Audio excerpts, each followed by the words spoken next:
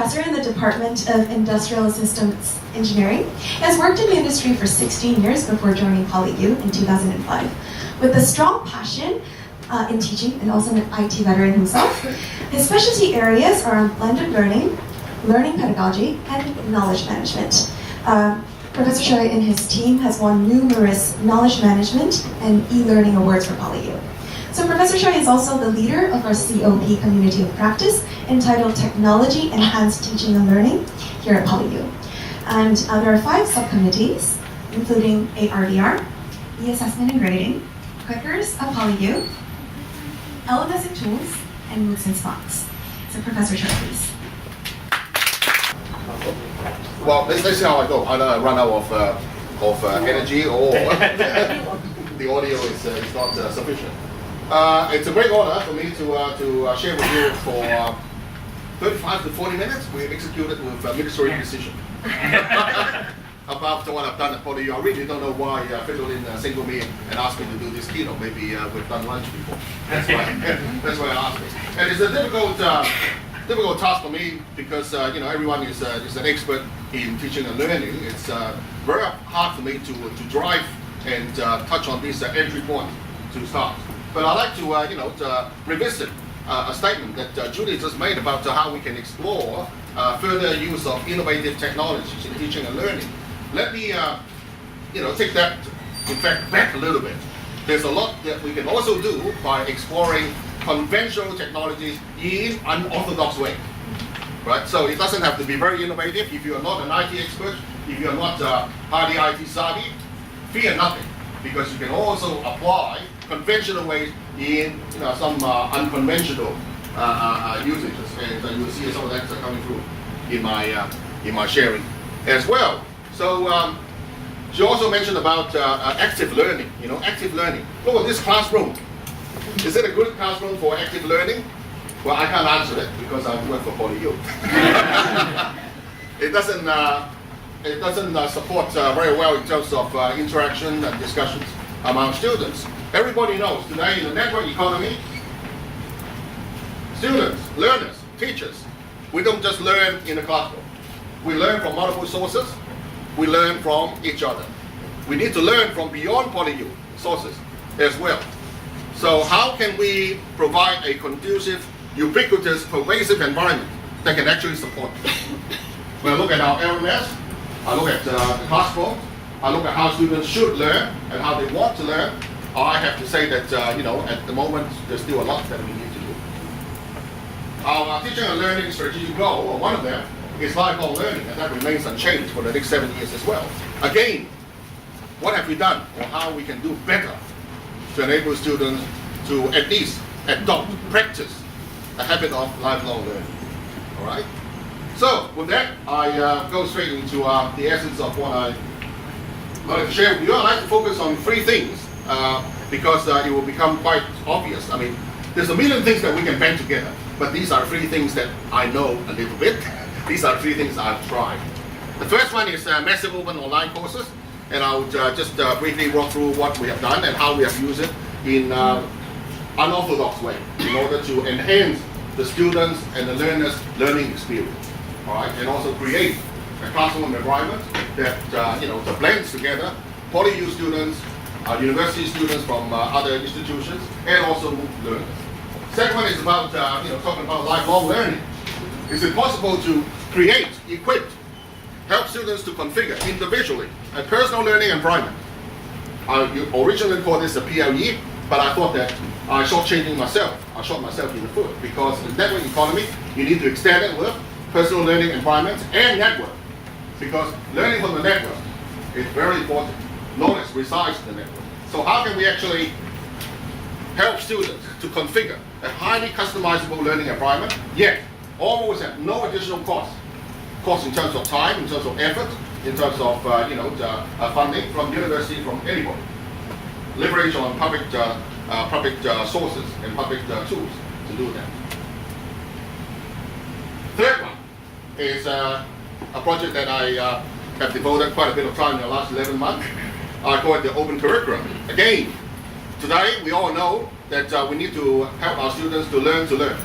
When they faced a highly uncertain environment when they need to project how a particular field, whatever that is, that they have gone through at university or not, how it will actually pan out in the coming years.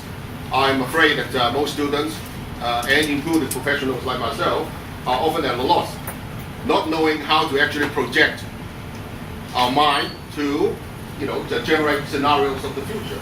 Now, nobody gets the scenarios right, but the process of generating these scenarios will enable us to visit and recall many things that we should have paid attention to. Right? So I call this an open curriculum project. How do we actually co-create a syllabus and curriculum together with our students, with our graduates, and with other learners? All right? And within the bounds of what the university and the departmental and faculty learning chair allows you.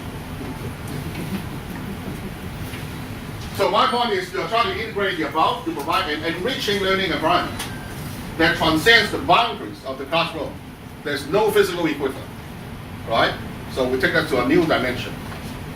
Well, first one, MOOC, I think from a rough understanding, I think most people here are from institutions who have already launched MOOCs. MOOC is not new, put it this way. So I'm not going to bore you with all the conventional stuff. Most people, turn to MOOCs as a tool to extend the reach of education for the institution to all four corners of the world, to raise the brand of the university, to enhance community knowledge, and that's true. MOOC is a revolutionary and disruptive model to university, and many universities, including this one, are still trying to adapt to this new model, right? While that continues to proceed, everybody agrees that MOOC, in order to do MOOC, production of video is an important thing, and I'll just say a few words about it. I also like to use this kind of metrics to report about the MOOCs, and I've also gained agreement with other MOOC teams in PolyU that we together use this standard template to report on the MOOCs. But the important thing is, based on my experience, in order to get students or learners, in order to stay focused in the MOOC, the videos and the pedagogy are paramount, right? The videos that they need to be stimulating, they need to be hopefully even interactive, they need to be tempting, challenging, and also inviting for students to think about as well. So we've tried different things. We've tried interviews, we've tried animations, we've tried role plays. I have visited other departments and seek to film the equipment and then provide narration for whatever we want to demonstrate. And lately, I've also incorporated third-party content, and I think that's a good thing, because in order to provide quality MOOCs to our learners, not only we should focus on the ones that we generate ourselves, but they are clearly ones that are out there, they are good, and we should incorporate. So in that case, I would provide a tagging or a bridging, a short video, just to explain how the following MOOC from, for example, Vimeo or YouTube relates to what we have discussed in the rest of the MOOC. Okay. Now, one other thing I do in MOOCs, not all MOOCs have it, but probably because of my background from Hong Kong Simon U back 10, 15 years ago, I like to also offer live sessions. And I think live sessions is a good thing, because it helps to, provide more opportunities for students to see the professor in action, see the instructor in action, and a chance for them to ask questions in real time and get real answers. Now, I get more mileage out of this, I will tell you later on exactly what I've done. I'll use this tool, among other things, to actually blend together PolyU students from other institutions, and MOOC learners, and I direct different groups to do different things. Now, this is the part that I really like, and I continue to practice. As I said, most people would consider using MOOCs as a vehicle for broadcasting, right? Broadcasting your lectures, broadcasting your education, and reach all four corners of the world. That is true. But have you also thought about using the MOOC as a vehicle, as a framework for collection? Turn it the other way. Not just broadcasting, for collection. Collecting what? Collecting input from world learners. Right? So in this case, I set up YouTube playlists, share to MOOC learners. I set up communities. I set up wiki tables and invite MOOC learners to report their local case studies and applications. Right? And I ask for the permission that if I believe that what you have submitted can be further beefed up into a case study, can I come back to you and ask for more information? Right? With that in mind, we can actually harness. It's like fishing. right? Good way of fishing. Fishing for content, and we are crowdsourcing quality content from the rest of the world. So this, I thought, is a workable concept, and I work towards this to develop quality content. What for? Benefiting the next generation, next delivery of the MOOC learners, as well as benefiting PolyU students, right, to become content. So MOOC is more than a platform delivering e-learning. Instead, we should treat it as a massive network of transmitters and receivers to create learning environments that have no physical equivalent, right? No other, as far as I know, no other mechanism can beat MOOC in the extensive reach, right? It's like a spider network across the world. So use that network not only for broadcasting, but for collection as well. Well, I don't think you need to see this. We are also using this for flipped classroom, everybody understands. So I actually carefully, suggest different parts of the MOOC, videos, and other content, and nominate to students in different subjects to do different preparations. So the idea is that they should do some preparations before they come to class. And what do we do in class time? I still revisit the key concepts, all right? But I won't spend, as before, the full 3 hours talking about that thing. So I use the time that I save to do more in-depth discussions. I think everyone is an expert in this. Second thing I want to talk about is this, the habit of lifelong learning. And for the past, wow, this is the longest one that I've tried, for 8 to 10 years. I've been operating this personal learning environment and network. What exactly it is? Well, again, firstly, the design rationale. You can see that this is almost like exactly the same classroom as what we have. I mean, we still have this classroom, as you can see, renovated, very new.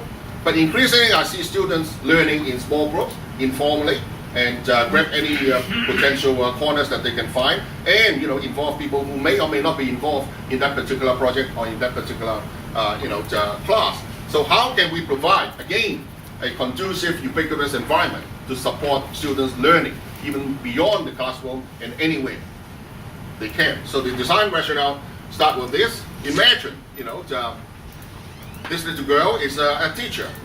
Every day she receives a lot of information, just like us. Too much, Frequently, you read all your email every day. Thank you. Very good, very honest. All right, but you got friends.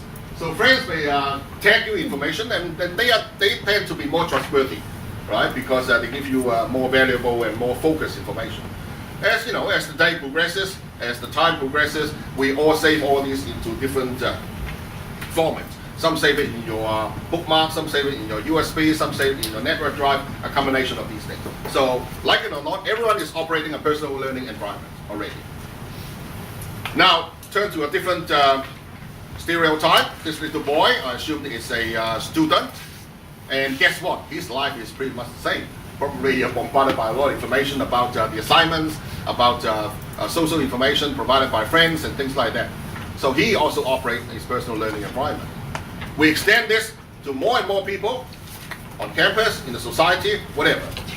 So you can see that more and more people on the screen.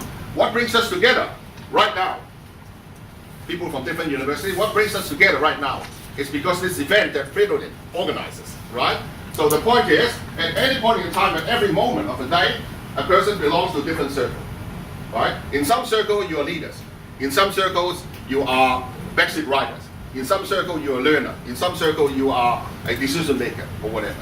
So back to my question, how can we design an environment, a virtual environment in this case, that with the minimum denominator of tools in the public domain, that everyone can continue to operate their personal learning environment with appropriate sharing, annotations, and collaboration. We went to do a lot of evaluation, and I'll tell you what those tools are. And you can see that maybe the bottom box is a little bit blocked. So this is a little bit of technology that I know. So for my class, I brought together students, teachers, selected practitioners, visiting lecturers, and also graduates. Again, it's not easy to bring a graduate into a classroom, you know what I mean, right? So the graduates, what they say can mean a lot more than what the professor said. Now, if it's still not clear to you, maybe you need your eye test. Okay. All right. So, to cut a long story short, we continue to evaluate the landscape of web portals, and at the moment, I mean, it's morphed in different forms and in different shapes over the years. Right now, we're using a combination of three things: Google Address-Prof, feed, the RSS feed, and also Google Plus community to erect this personal learning environment and network. And I provide configuration guide for students to set it up, and so far more than 2,000 PolyU students have tried it, and none of them have had any problem in configuring it, of course, because I give them marks for it. All right, but the teacher needs to do more things. Another thing is the teacher needs to select quality feeds, because if you are teaching, for example, English literature, right, there may be some, there are many websites that contains this kind of material. So the teacher's role has changed. The teacher's role is to evaluate the source and also the quality of this material, and then put that into as one of the feeds for the students to import. And also encourage students to discover new feeds and recommend it to the teacher, because feeds come and go. Some feeds, they are good right now, 6 months later, they become inactive, they deteriorate or whatever. So it needs ongoing nurture. So we set up all these feeds, and articles come in, and we collaborate. I won't go into the details. There are more tools assisting us for example, to help us to stay more alert in information awareness. We also set up alerts in Google, in various PowerPoints and video repositories, so that anything relevant to us, it will come through. So students and teachers together, we read some of those material, we annotate it, we share. And together, there's another, good secondary effect. If 11 for doing today, for example, for these feeds, every day, for example, there are 200 articles coming in. Look, I'll be honest, I won't have time to read 200 articles. However, with a class, with graduates, maybe each person can read 2 or 3. So, because of the trust that we have already in the classroom, then we can annotate this and share it out. So together, we help to combat the information overload to some extent. Right? So this also worked very well. I won't go into the details because there are other tools that we can also apply. I have very good results with this. Generally speaking, students find that it's amazing, it's refreshing. It helps them to understand more than what the syllabus promised. And the litmus test is the bottom right one. Consistently, more than 93 to 95% of students said after the semester, leave me there. I don't want to be deleted from the community. And over the years, I discovered that about 10 to 15% of the graduates now, they're no longer students, continue to operate because they like to have this way of further communicating, asking questions among other peers and with the professor. All right, this is a little bit of research that we have also done to look at what triggers these people to adopt the system and also continue to adopt. So in the research framework, it's pre-adoption and post-adoption. Pre-adoption is before you get to use it, what entices you to start using it. And post-adoption is now that you're using it, what further factors would affect you to continue using it. Well, the first one is easier because I give them some mark, 10% of total assessment for consistent performance and contribution throughout the semester.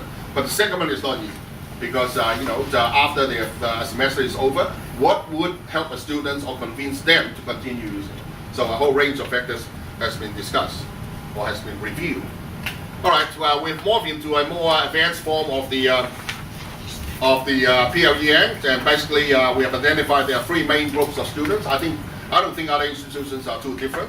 One is undergraduate students, and it's a respectful term. I call them professional students, right? And the second group is, the master student, top master degree students, and these students, they work during the day and they come in for the evening lectures and the weekend lectures. And the third group of students, of course, are the research students, right? So the PLEN has moved into a 2.04, whereby, the specific needs of these categories of students are being attended to as well. Because, for example, if you look at undergraduate students, they are, unfortunately, most of them are mark-seeking, mark-driven, right? And they also want to start with a good job. Master students, they like the networking, right? They like the learning, they like practice, right? So you have to provide feeds and also the opportunities for them to grow in that area. Research students, In fact, it's easier to look after because in the PLEM, we've set up or helped them set up alerts from library databases in their areas so that any new papers can come in automatically and alert them, right? So that's the latest form of the PLEN, where there are different groups of students operating with different pre-configured public space, and all of these are public domain tools.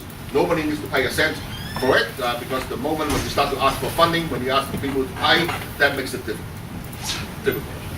Then the downside is we have to continue to monitor the availability of these tools. For those of you who are more familiar with web technologies, Web 2.0, nearly all the tools are in beta, right? That means they can pull the plug anytime.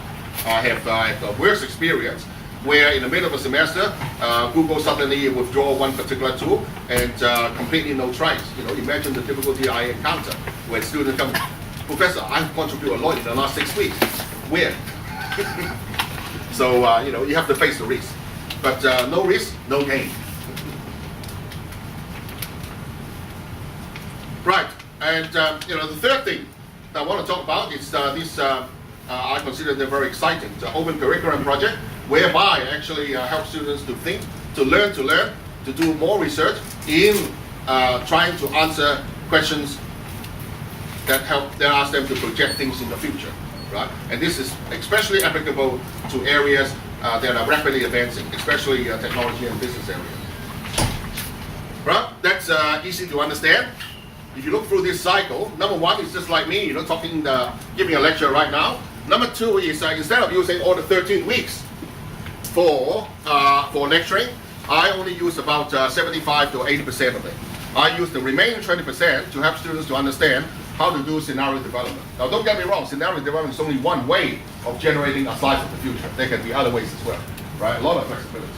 So we go through workshops on showing them how to generate trends and driving forces, or identify, not generate, trends and driving forces.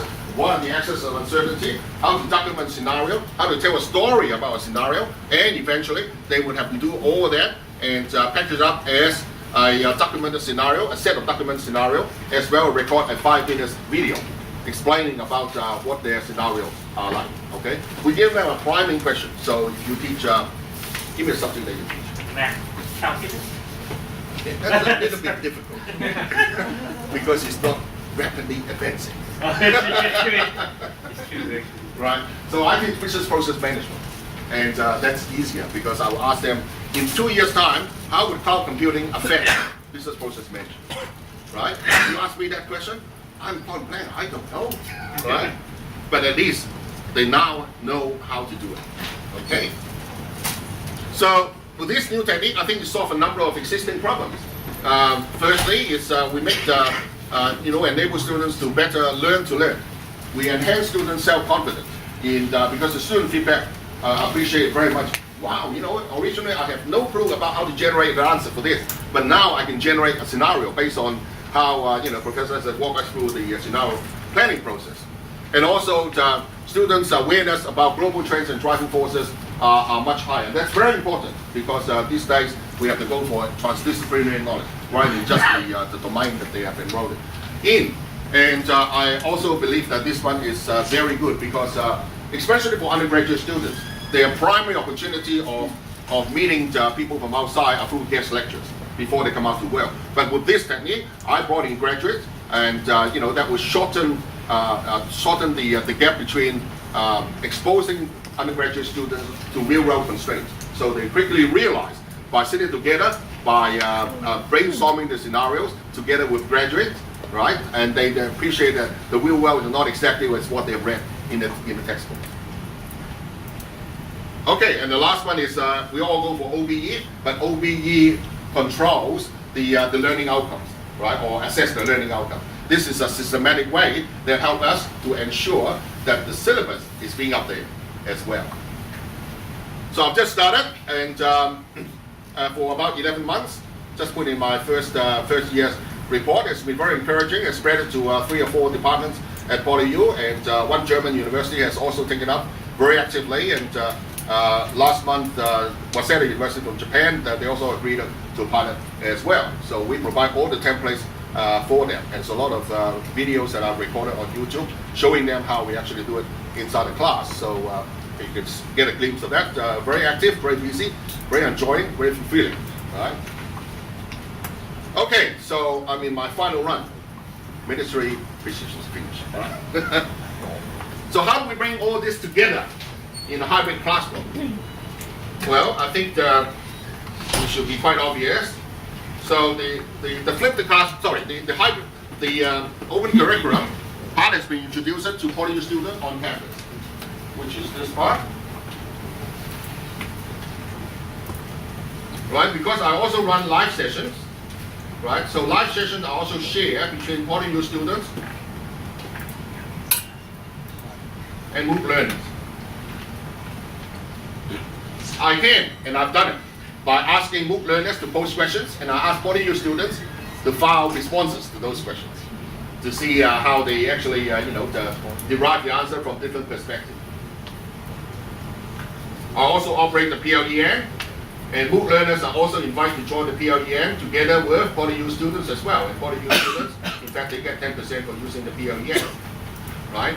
And the last part is, as I told you, I'm also using the MOOC as a crowdsourcing tool to attract content, and I beef up the content, and then benefit both PolyU students and MOOC learners, right? So this is how the hybrid classroom is. Early days, and we're still trying to, to configure it and refine it to a better environment. I reported this in the council. In the last 2 years, we've tried it. For example, with internet live sessions, we have done 4 with nearly 2,000 attendees, including PolyU students and MOOC learners.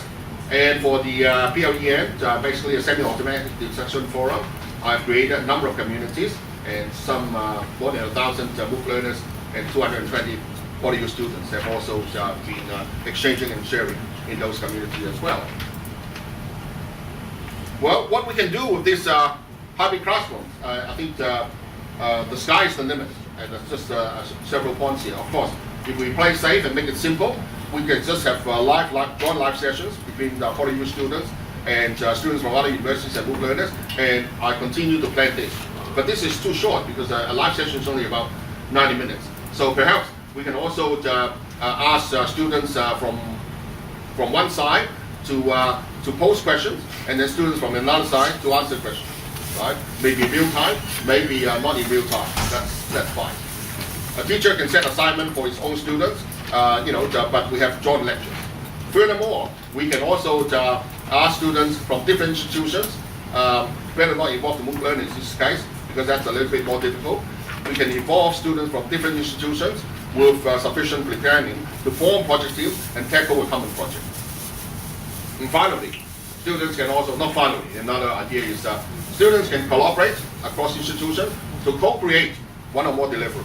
So I'm looking forward to try this in the next few semesters. So anyone who has tried this, please share with us so that I can learn the lessons learned. All right, just to conclude, I just came back from EduTech in Sydney, and it's Southern Hemisphere largest educational technology event. But that's not what I remember. What I remember deeply is this statement by Professor Guy Clarkson from King's College. Teachers should be renamed as learning designers, right? So what I've just shown you in the last 35 minutes is just one slice of how we actually, drive learning with technology into the future. But co-design new pedagogy, co-design technology-enhanced learning environment with our learners, with our teachers, and even with people outside your institution. Thank you.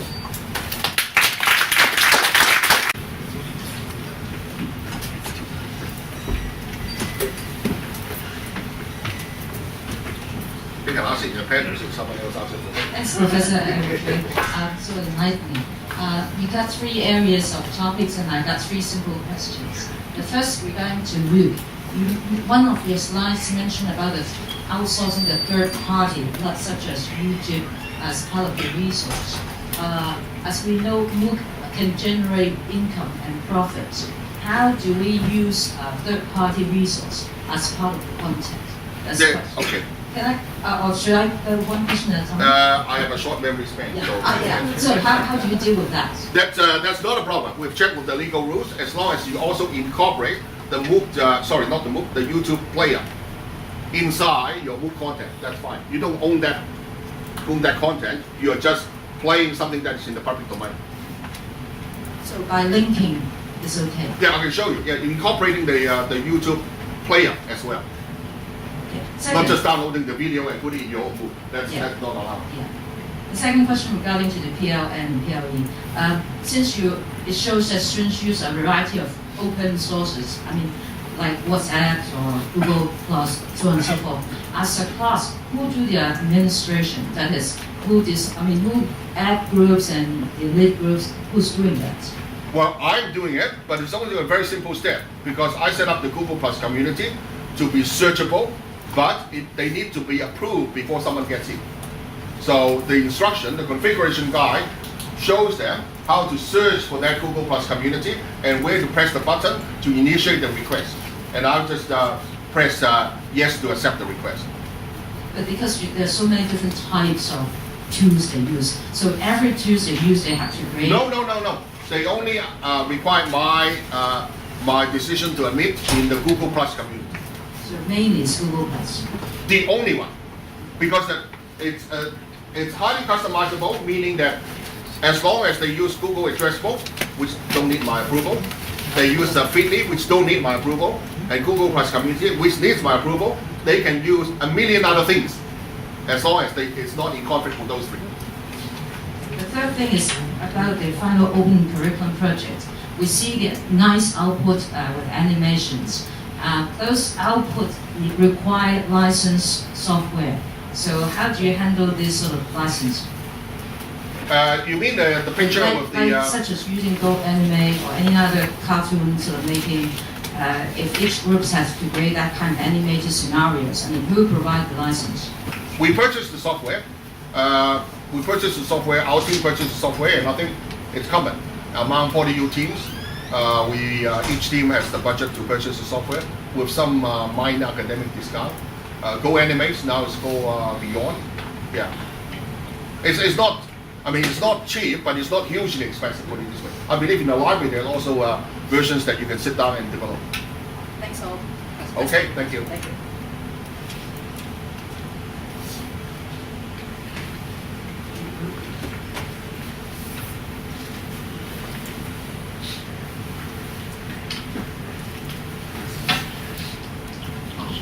Okay, Mr. Chair, I have a question.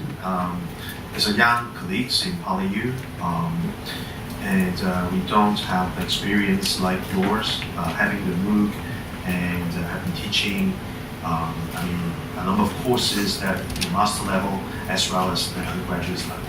So, can you advise how can we start to embrace the hybrid classroom approach if we are just like an early part of a career?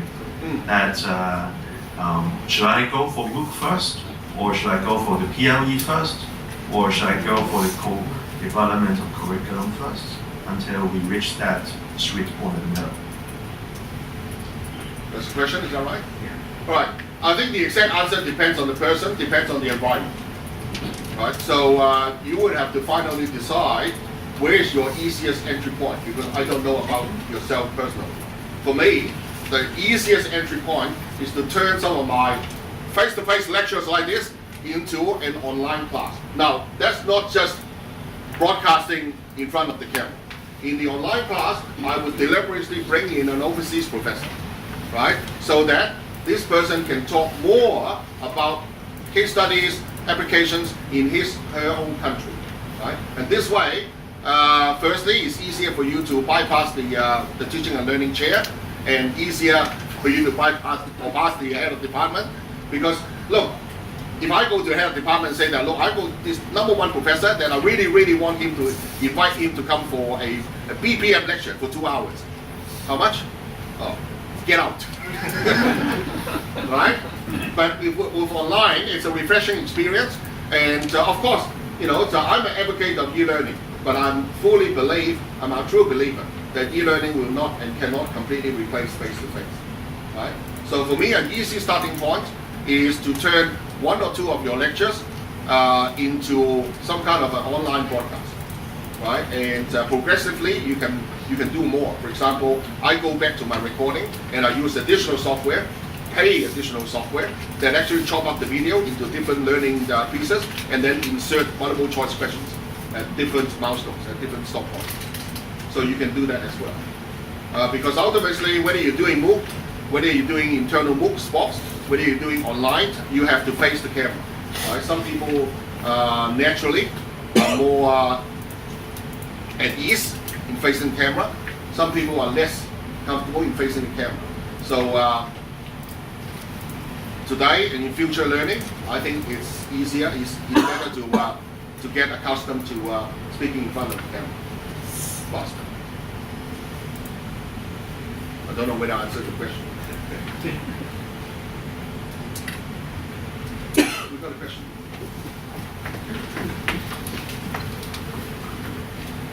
Thank you very much for the enlightening talk. I have a question about the PRDN. So, judging from the slides, so when you have a considerable amount, like a big population in your community, the fees must be multiplied to acquire this exponential amount.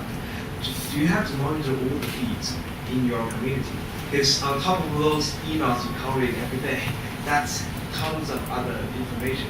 So it's like much more information to come towards how do you deal with this? Very good question. It's about how do I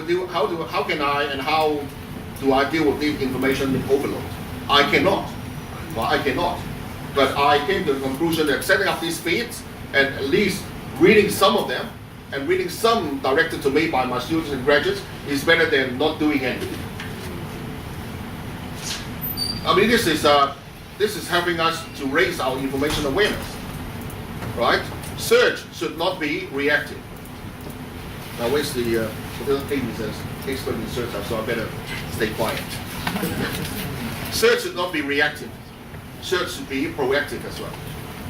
With the technology out there, we should get search to work for us for 24/7 by 365.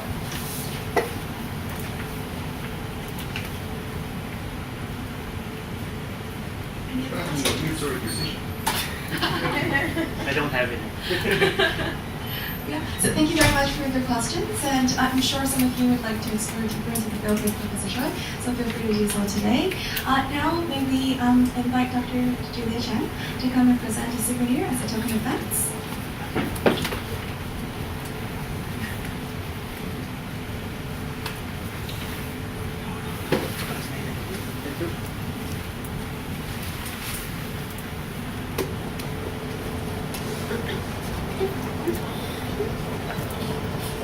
Thank you. Thank you.